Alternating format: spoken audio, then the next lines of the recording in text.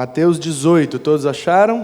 A partir do primeiro versículo, diz assim: Naquela hora, os discípulos se aproximaram de Jesus e perguntaram: Quem é o maior no reino dos céus? E Jesus, chamando uma criança, colocou-a no meio deles e disse: Em verdade lhes digo, se vocês não se converterem e não se tornarem como crianças, de maneira nenhuma entrarão no reino dos céus. Portanto, aquele que se humilhar como esta criança, esse é o maior no reino dos céus. E quem receber uma criança tal como esta em meu nome, é a mim que recebe. Amém. Permita-me ler, se você quiser abrir para acompanhar junto, tranquilo, mas deixa eu ler só os outros dois textos, que são sinóticos a esse, que vai ajudar a gente na compreensão. Marcos 9, 33. Chegaram então a Cafarnaum. Estando em casa, Jesus perguntou aos discípulos: sobre o que vocês estavam discutindo no caminho? Mas eles se calaram, porque no caminho tinham discutido entre si quem era o maior. E Jesus, assentando-se, chamou os 12 e lhes disse: se alguém quer ser o primeiro, será o último e servo de todos. Trazendo uma criança, colocou-a no meio deles, tomando-a nos braços, disse-lhes: quem receber uma criança, tal como esta em meu nome, recebe a mim. E quem receber a mim, não é a mim que recebe, mas aquele que me enviou. Agora vamos para Lucas 9, 46. Diz assim: surgiu entre os discípulos uma discussão sobre qual deles seria o maior. Mas Jesus, sabendo o que se passava no coração deles, pegou uma criança, colocou-a junto de si e lhes disse: quem receber esta criança em meu nome, é a mim que recebe. Quem receber a mim, recebe aquele que me enviou. Porque aquele que for o menor de todos entre vocês, esse que é grande. Então percebe como a junção dos três textos abrem a nossa compreensão, né? A nossa compreensão fica mais clara acerca do texto, da passagem, do acontecimento. Olha quem está ali, rapaz. Ai, de cabelinho de periquita ainda. Achei que era aquele cara do aquele coral, como é que chama? Aquele Quemuel. Bênção. As três passagens juntas, aliás, os três textos juntos, dão para nós a clareza da passagem, do que de fato aconteceu. Então, repassando agora na compreensão dos três textos. Em Cafarnaum. Cafarnaum era um lugar onde Jesus sempre passava, sempre ficava. É ali, na região do Mar da Galileia, na região do Lago de Genezaré, ou do Mar de Tiberíades. Aquele lugar tinha três nomes diferentes, por causa do Tibério, o imperador, Tibério César. Ele deu uma melhorada naquela região, e em homenagem a ele chamavam então o lago, que é tão grande que é chamado às vezes de mar, de Tiberíades.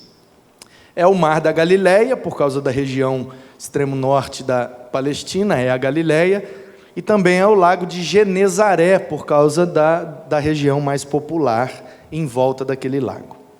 Pois bem, foi ali que aconteceu essa história. Os discípulos discutindo entre si: quem é o maior? Quem é o maior?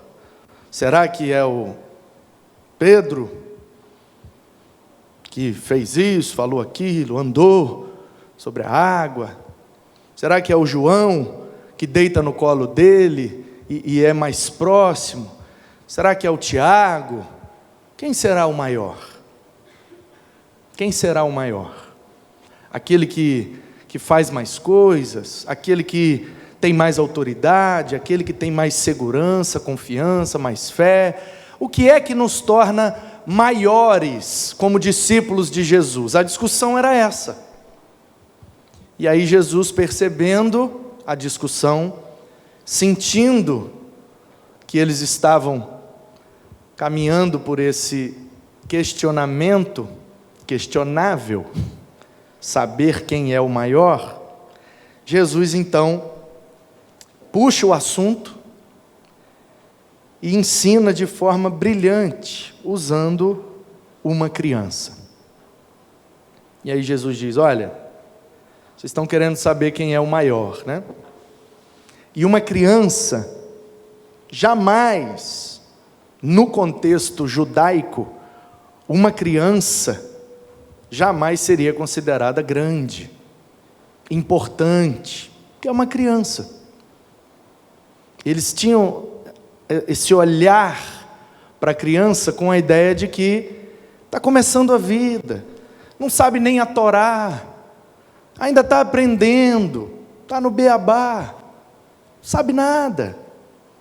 Se não sabe nada, não é nada, não importa nada, não vale nada. E isso me faz lembrar uma vez, onde eu recebi um telefonema. Minha esposa estava comigo e nós ficamos pasmos. E o telefonema dizia o seguinte: queremos te convidar para ser preletor, um dos preletores de um congresso, um evento que será feito em Vitória. Um evento grande, divulgação de nível nacional, vai atrair muitos jovens, muitos adolescentes e tal, e teremos o fulano, o ciclano, o beltrano, e queríamos uma pessoa daí do Espírito Santo para puxar o pessoal daí do estado, e sugeriram seu nome e tal. Qual é a data? Dia tal do mês tal. E aí dei uma olhada, é provável que eu esteja livre, possível que eu possa ir. Então, passa para mim aí o seu nome, o seu CPF, e qual é o valor da sua pregação. E aí eu disse: olha, posso dar meu nome, posso dar meu CPF, o que você quiser, agora, não tem preço, tem muito valor, mas preço? E aí ele falou: não, porque todos os preletores têm uma tabela, que é assim que funciona. Você tem uma tabela, se for um evento pago é X, se for em igreja um evento público é Y, se for um lugar menor é Z, se for um lugar maior é W, e ele foi mencionando como é que funciona o mercado das preleções e das cantorias por aí. E aí eu percebi o rumo que aquela conversa estava levando, e eu falei: rapaz, eu não tenho preço não, cara, eu não mexo com isso não, eu vou e prego. Se você achar que deve me dar uma oferta para me ajudar, para abençoar, eu não recuso, mas eu também não exijo. Tem isso não, cara, a gente não faz por dinheiro não. Eu achando que eu estava abafando, entendeu? Eu achando que o cara ia falar assim: poxa, então esse cara vai ser o preletor, olha como ele é espiritual. Pelo contrário. Ele virou e falou assim: não, mas quem não cobra nada não vale nada.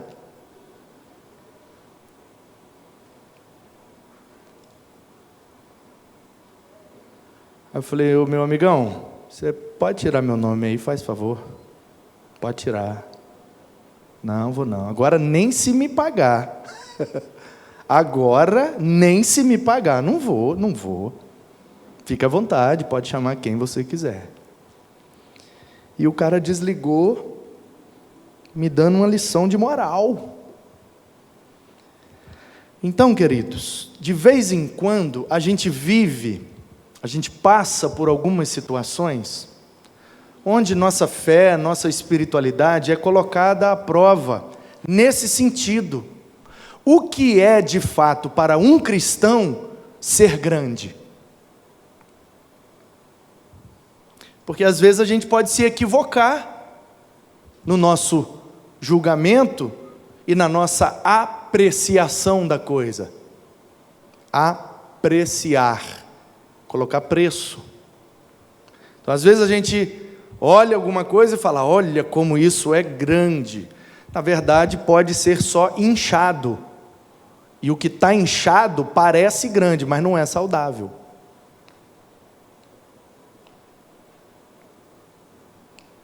Uma coisa é grande, outra coisa é inchado.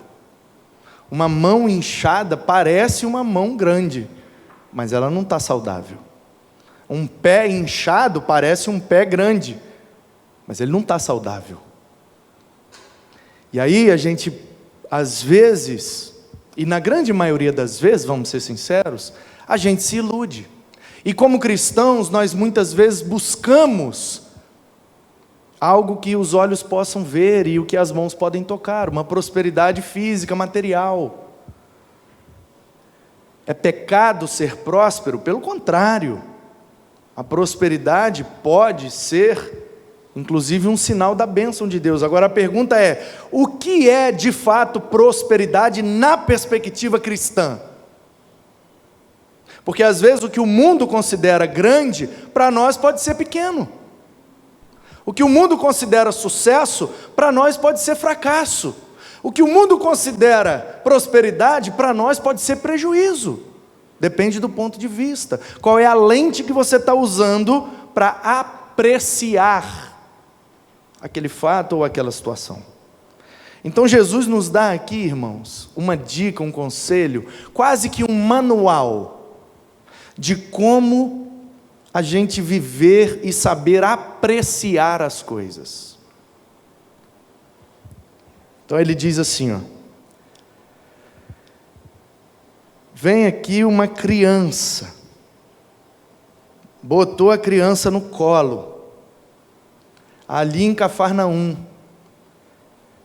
e os seus discípulos querendo saber e procurando saber quem era o maior. Aí Jesus pega uma criança. A criança aqui é um improvável, porque na perspectiva judaica, grande é o que tem, primeiro, muito conhecimento, segundo, muita terra, terceiro, muitos filhos.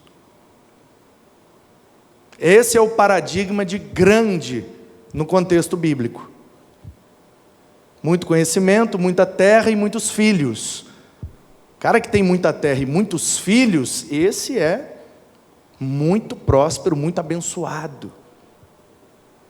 E aí Jesus chama uma criança. Uma criança não tem, nunca terá muito conhecimento, muita terra, nem muitos filhos.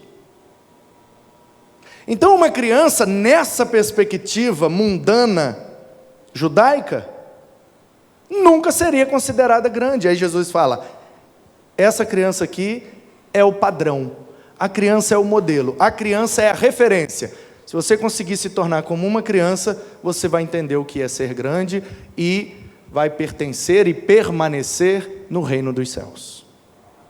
Me parece, irmãos, que para Jesus vale mais a ingenuidade do que a sagacidade.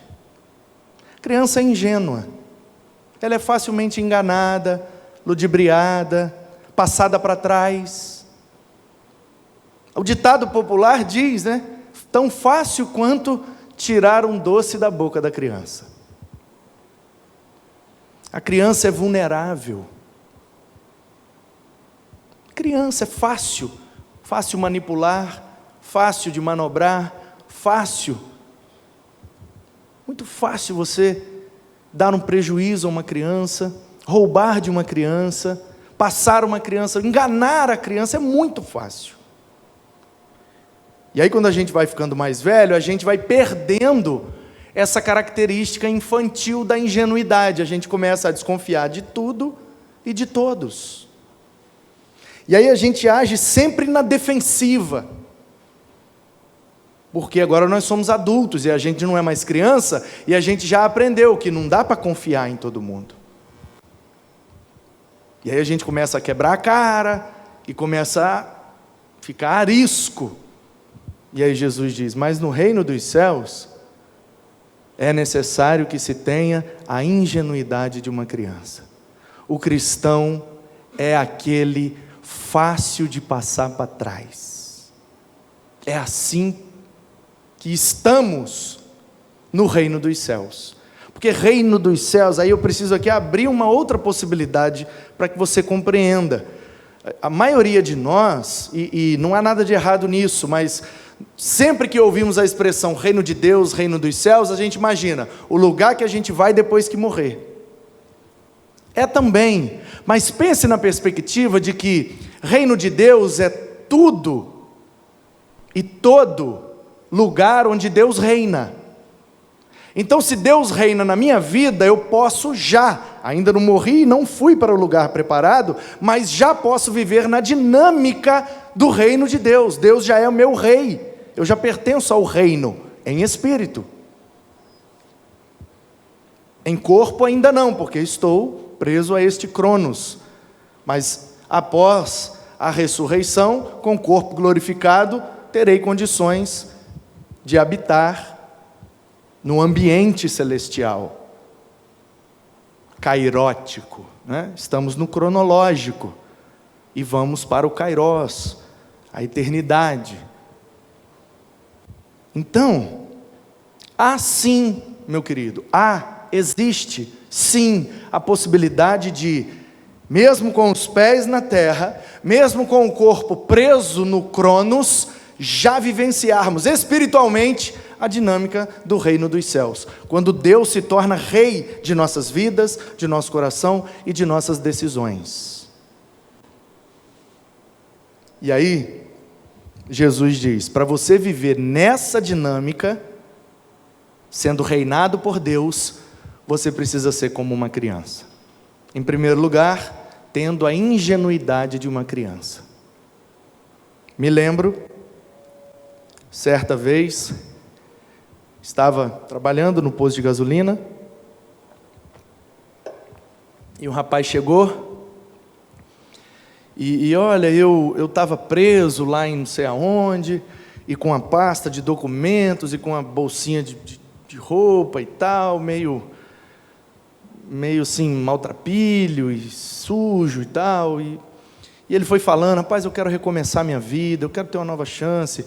Eu saí do presídio, não tinha ninguém da minha família me esperando, eu sou lá de não sei onde, sul da Bahia, quero voltar para casa, quero voltar para minha família, quero arrumar um emprego, estou precisando de ajuda, eu nem quero dinheiro não, só você comprar uma passagem para mim, me botar no ônibus, eu vou embora, eu estou aqui com meus documentos aqui, meu alvará de soltura e tal, e tal, e tal.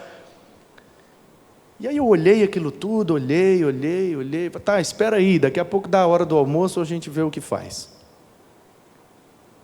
E aí, botei ele no carro, levei ele para casa, ele tomou um banho, almoçou da mesma comida que eu, aí eu dei a ele umas mudas de roupa, boas, ele vestiu, ficou um pouco grande, mas estava melhor do que aquelas que ele estava usando, e aí eu coloquei ele no carro, e no meu horário de almoço, corri na rodoviária, comprei a passagem, que naquele tempo era em torno de 10 a 15% do meu salário, o preço da passagem, e eu comprei no cartão,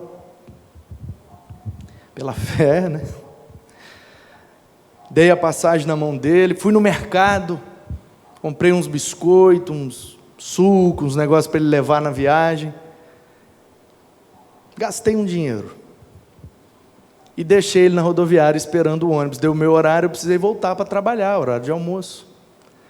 Cheguei em casa, fui trabalhar, depois fui para casa, e Ana Paula, Manu, você não aprende.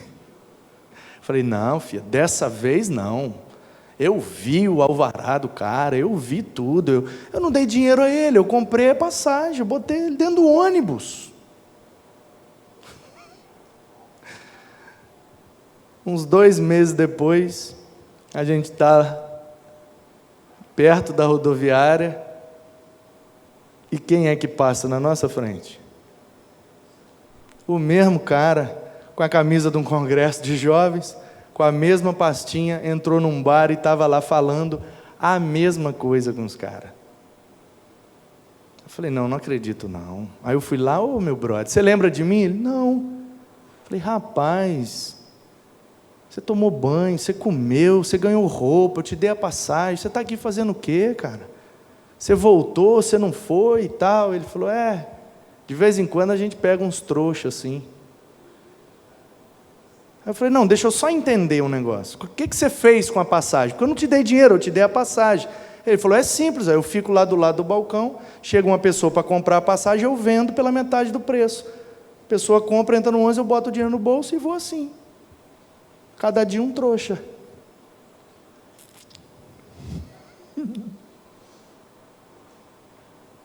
Tem disposição de ser trouxa? Não, não tenho. Então você não entende o que é viver na dinâmica do reino de Deus. Porque é necessário a ingenuidade, a capacidade de se deixar enganar, se deixar passado para trás, se deixar. Porque é Deus que é o meu rei. Aí eu te pergunto, onde ele está hoje? Não sei, mas provavelmente na mesma situação. Se é que não pegou um trouxa que não é do reino de Deus, e aí deu um fim na história, né? Porque enquanto os trouxas for do reino de Deus, vai perpetuando a pilantragem. Mas o dia que pega um trouxa que não é do reino dos céus, aí a casa cai. Então onde é que está ele hoje? Ele está mais rico? Ele está mais próspero?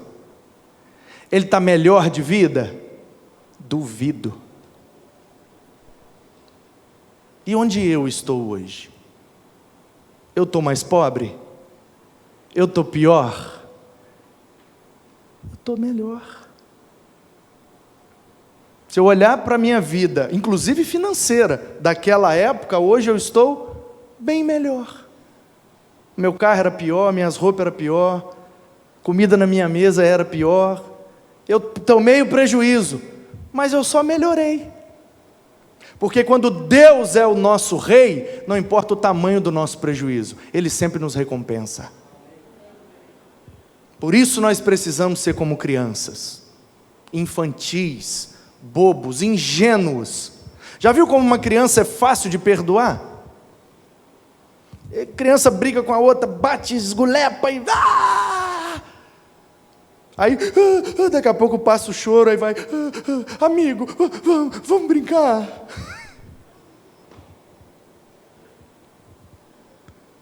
O adolescente não, o adolescente já é forever, né? Te odeio para sempre. Nunca mais eu falo com você. Extremo, né? Mas a criança ingênua, ela perdoa fácil, ela não guarda mágoa, não guarda rancor, ela tem um coração limpo, ela permite ser, como é que fala? Atacada, não, como é que fala, gente? Meu Deus, está tão bom que está até... Ela permite ser punida, ela permite ser penalizada, e isso não muda. Você não estraga a tarde de uma criança. Se você toma o pirulito da boca dela, ela vai chorar, vai fazer pirraça, tá? Daqui a pouco ela enxuga a lágrima. Aí você fala, vai brincar? Ela vai, daqui a pouco está rindo de novo. Criança. Se nós não tivermos ingenuidade, se nós não tivermos coração puro, se nós não tivermos facilidade de perdoar, se nós não tivermos disposição de sermos como crianças, nós nunca saberemos o que é viver na dinâmica do reino dos céus. Porque o reino dos céus não é comida e nem bebida. Não é nada que se pega, não é nada que se vê. Mas é paz e alegria no Espírito Santo de Deus. Se temos paz, se estamos alegres, estamos felizes com o que temos, estamos no reino dos céus. Não precisa de muito, não precisa de grandeza na perspectiva humana, porque às vezes o que o mundo considera ser grande, para Deus, não passa de um grão de areia. Não vale a pena pena. Nessa perspectiva, note bem, eu não estou falando de questões emocionais, estou falando de questões espirituais. Emocionalmente, quanto mais maduro, melhor. Emocionalmente maduros, espiritualmente infantis. Ingenuidade, pureza de coração, facilidade em perdoar, se deixar manobrar, se deixar conduzir. É só você notar duas situações. Uma criança, entre 2 e 5 anos, e um idoso, entre 70 e 90 anos. Você está com os dois, com a criança e com o idoso. Quem convive aqui ou com criança ou com idoso, vai entender a ilustração. Você vai atravessar uma rua. Qual que é mais fácil de pegar na mão, a criança ou o idoso? Vamos atravessar a rua, dá a mão para o pastor. A criança, na hora. E o idoso? Não precisa não, pastor, que é isso? Eu dou conta. Não quero ajuda. Não preciso de ninguém. O cara está morrendo, mas não aceita ajuda, porque ele se julga autossuficiente. Isso é se considerar maduro. E aí Jesus fala, não, nós temos que nos considerar criança. Dá a mão para ele e falar, conduz Jesus, leva onde o Senhor quiser. Eu não dou conta de atravessar sozinho, eu não dou conta de decidir sozinho, eu não dou conta de resolver sozinho, eu preciso do Senhor. Então pegue na minha mão e conduza a minha vida de acordo com a tua vontade. É isso que nós precisamos, irmãos, sermos como crianças. E assim entenderemos o que é ser grande, o que é viver coisas grandes com Deus e experimentar a grandeza do reino dos céus. É isso que Deus tem preparado para nós. Que sejamos, pois, espiritualmente crianças e deixemos Ele conduzir, porque Ele sabe o que é melhor para nós.